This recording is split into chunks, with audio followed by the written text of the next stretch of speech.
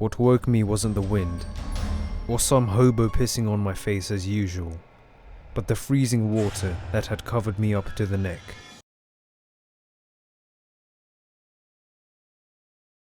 The clock ticks. I sit there in the chair in a room with whitewashed walls. Empty, aside from that one ticking clock.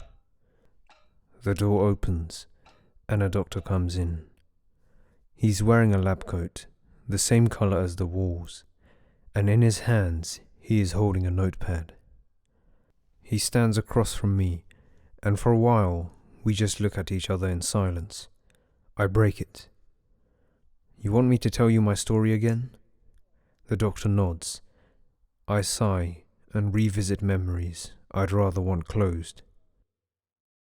It was like any other Saturday night. Often my friends and I would get blitzed in some sketchy pub and wake up in various different locations throughout town the next day. Dangerous, yeah. We were idiots, with little else to do. We believed we were invincible, untouchable, and that spending what time we did have, drinking to oblivion. Except this Saturday, we had managed to strike lucky, and Andrew had found 2 girls who were willing to help us in our dumbass escapades. Normally, there were 3 of us: Andrew, Jaden, and me, Wayne. Andrew had met the girls at another party the day before, and claimed that they were willing to sleep with just about anyone. I felt a little uneasy, but they seemed like good people, humorous with just a little sass. By 6, we were already on our way downtown, a little tipsy from drinking prior, but ready for a whole lot more. The venue was exactly our kind, loud, packed, and even a little violent. I was a little interested in Rachel, one of the girls, and I think she was a little into me as well, catching her occasional glance. Andrew and Jaden were nowhere to be seen, and neither was Amy, the other girl. I only assumed what was already on my mind. So, with just the 2 of us, we partied for another few hours. It was 11 by the time Rachel and I had left. The police had turned up and had to break up the more rowdy guys. At this point, I was a little concerned as to where my friends were, but my mind was only focused on one thing. She led me to a more secluded area behind the portaloos. Not exactly the most romantic area, but I was already getting ready. Before my belt came undone, Rachel laughed and poured out a whiskey she had hidden in her bag. To the brim, she handed a glass to me, and I downed it without even thinking. Within moments, my head began to pound. Ignoring it, I tried to walk. My legs were buckling as I did so. My immediate thought was that I was so drunk I was about to pass out. But this was a little different. Suddenly, there was only darkness. What woke me wasn't the wind, or some hobo pissing on my face as usual, but the freezing water that had covered me up to the neck. In little islands, ice cubes floated around my bathtub I was in, and the realization of just how cold it was sent a shockwave through my system. I looked around, trying to rise up. It was an absolutely disgusting bathroom, every tile smeared with grease, the toilet overflowing. The stench was unbearable. Getting out of the bathtub was the easy part. The hard part was actually standing up. Shivering, I looked down and almost fainted. Scars dotted every part of my body, poorly made stitches holding together festering wounds.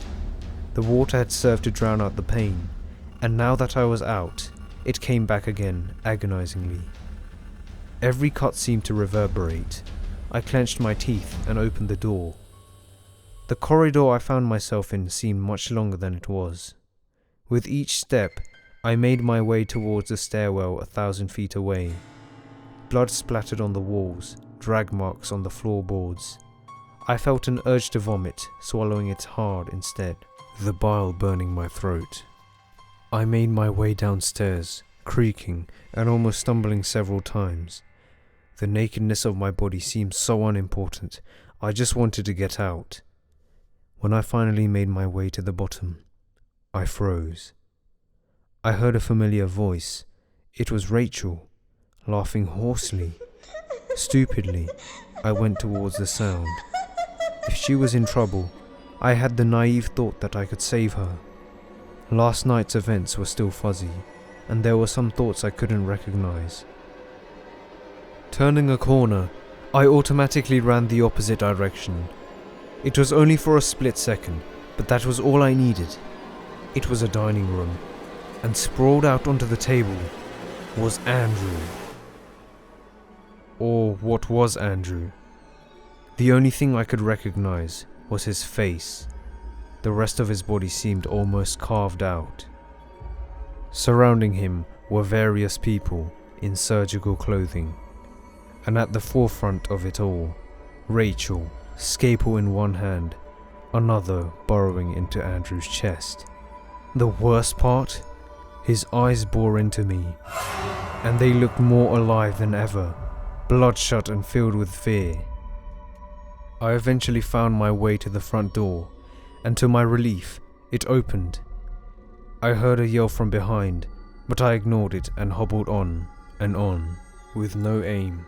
I was struggling to see even a few feet ahead of me. The pain began to take hold, until once again, there was only total darkness. I awoke again, but this time in this hospital. I never did find out what happened to Jaden, and I don't want to know. In fact, I want to forget this whole thing, but I don't think I ever will. Report. Patient has not remembered any of the faces of the dissection group, aside from one. She is to be terminated immediately. Successful surgery on said patient has yielded 1 kidney, 1 lung, most of the liver, various assortments. Full dissection is to be conducted in the next week. Overall estimated profit, $500,000.